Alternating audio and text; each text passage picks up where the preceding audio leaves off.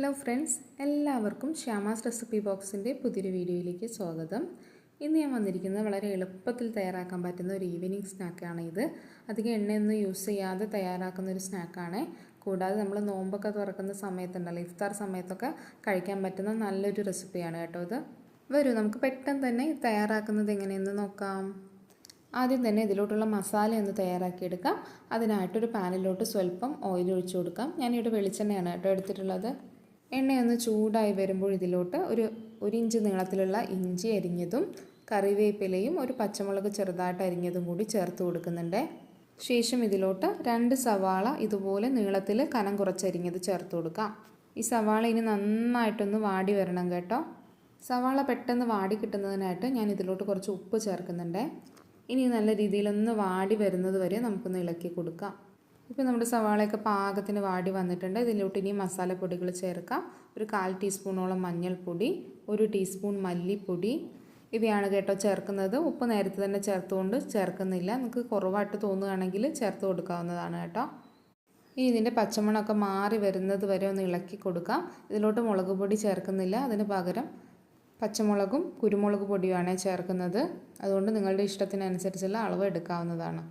മല്ലിയുടെയും മഞ്ഞൾപ്പൊടിയുടെ ഒക്കെ പച്ചമണം മാറി വന്നപ്പോൾ 1 ടീസ്പൂൺ കുരുമുളക് പൊടി ചേർത്തിട്ടുണ്ട്. ഇനി ഒരു 1/2 ടീസ്പൂണോളം ഗരം മസാല പൊടി കൂടി ചേർത്ത് കൊടുക്കാം. ഇനി ഒന്നുകൂടി നന്നായിട്ടൊന്ന് മിക്സ് ചെയ്ത് കൊടുക്കാവേ. അവസാനമായിട്ട് ഇതിലോട്ട് കുറച്ച് മല്ലിയില ചെറുതായിട്ട് അരിഞ്ഞതും കൂടി ചേർക്കുന്നുണ്ട്.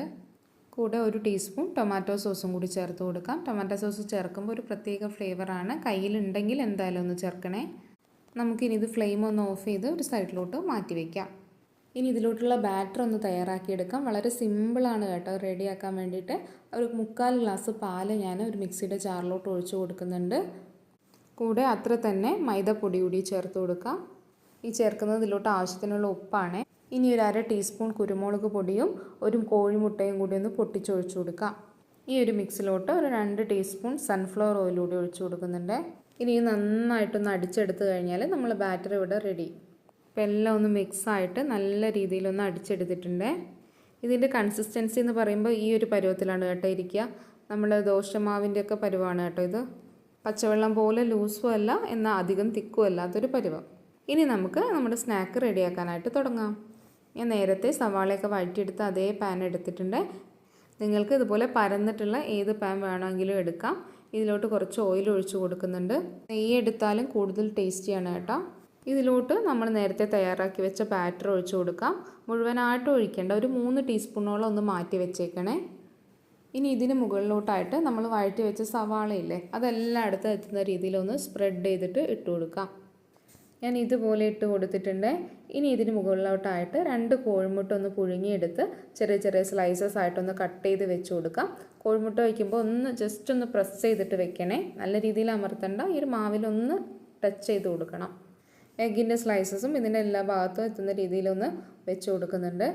ഇപ്പോൾ ഇതിങ്ങനെയാണ് കിട്ടിയിട്ടുള്ളത്. നമ്മൾ നേരത്തെ മിക്സിയുടെ ജാറിൽ മാറ്റി വെച്ച മാവില്ലേ, അത് ഇതിന് മുകളിലോട്ടായിട്ട് മെല്ലെ ഒന്ന് ഒഴിച്ചു കൊടുക്കാം. കൂടുതലായിട്ട് ഒഴിക്കേണ്ട, ജസ്റ്റ് ഇതുപോലെ ഒന്ന് സ്പ്രെഡ് ചെയ്ത് കൊടുത്താൽ മതി.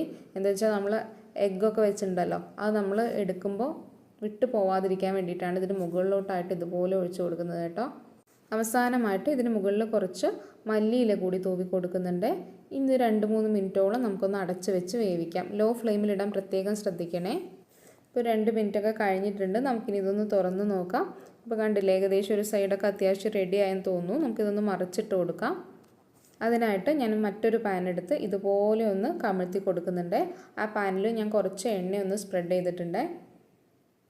ഇത് കണ്ടോ, മറ്റേ സൈഡ് നല്ല പെർഫെക്റ്റ് ആയിട്ട് വെന്ത് കിട്ടിയിട്ടുണ്ട്. മറുഭാഗവും നമുക്കൊന്ന് വേവിച്ചെടുക്കാം. ഇത് വളരെ പെട്ടെന്ന് തന്നെ കുക്കായി കിട്ടും കേട്ടോ. ഞാൻ പാനിൽ എക്സ്ട്രാ ഉണ്ടായിരുന്ന ഓയിൽ അതിലോട്ട് ഒഴിച്ചു കൊടുത്തതാണ്. അധിക സമയമൊന്നും വേണ്ട നമുക്ക് തയ്യാറാക്കിയെടുക്കാൻ. കൂടുതൽ ഓയിലും യൂസ് ചെയ്യുന്നില്ല. ഇതിൻ്റെ ടേസ്റ്റ് നല്ലതാണ് കേട്ടോ. ഇത് ഉണ്ടാക്കുമ്പോൾ ഞാൻ ഇത്രയ്ക്കും ടേസ്റ്റൊന്നും പ്രതീക്ഷിച്ചിരുന്നില്ല. കഴിച്ച് നോക്കിയപ്പോൾ നല്ല ടേസ്റ്റ് ഉണ്ടായിരുന്നേ. മറുഭാഗവും നന്നായിട്ട് കുക്കായി കഴിഞ്ഞാൽ നമുക്കൊരു പ്ലേറ്റിലോട്ട് ഇത് മറിച്ചിടാം. സവാളയൊക്കെ നേരത്തെ ഒന്ന് വഴറ്റി വെച്ച് കഴിഞ്ഞാൽ ഒരു 5 മിനിറ്റിനുള്ളിൽ തന്നെ നമുക്കിത് റെഡിയാക്കി എടുക്കാം കേട്ടോ. എല്ലാം നല്ല പെർഫെക്റ്റായിട്ട് കുക്കായിട്ട് നല്ല രീതിയിൽ കിട്ടിയിട്ടുണ്ട്. അപ്പോൾ എല്ലാവരും ഇതുപോലെ ഒരു റെസിപ്പി ഇതുവരെ ട്രൈ ചെയ്ത് നോക്കിയിട്ടില്ലെങ്കിൽ തീർച്ചയായും തയ്യാറാക്കി നോക്കണേ. നല്ല ടേസ്റ്റാണ്, ഒരിക്കലും ഫ്ലോപ്പ് ആവത്തുമില്ല. നമുക്കിത് കട്ട് ചെയ്ത് നമ്മൾ പിസയൊക്കെ കഴിക്കുന്നത് പോലെ കഴിക്കാവുന്നതാണ്. ആ എഗ്ഗിൻ്റെയും സവാളയുടെയൊക്കെ ടേസ്റ്റ് അതിലോട്ട് വരുമ്പോൾ നല്ലൊരു ഫ്ലേവറാണ് കേട്ടോ. അപ്പോൾ നിങ്ങൾക്ക് റെസിപ്പി ഇഷ്ടപ്പെട്ടാൽ ലൈക്ക് ചെയ്യാനും ഫ്രണ്ട്സിനും റിലേറ്റീവ്സിനൊക്കെ ഷെയർ ചെയ്ത് കൊടുക്കാനും മറക്കല്ലേ. ചാനൽ ഇതുവരെ സബ്സ്ക്രൈബ് ചെയ്യാത്ത കൂട്ടുകാരുണ്ടെങ്കിൽ സബ്സ്ക്രൈബ് കൂടി ചെയ്തൊന്ന് സപ്പോർട്ട് ചെയ്യൂ. വീണ്ടും പുതിയൊരു അടിപൊളി റെസിപ്പിയായിട്ട് കാണാം. താങ്ക്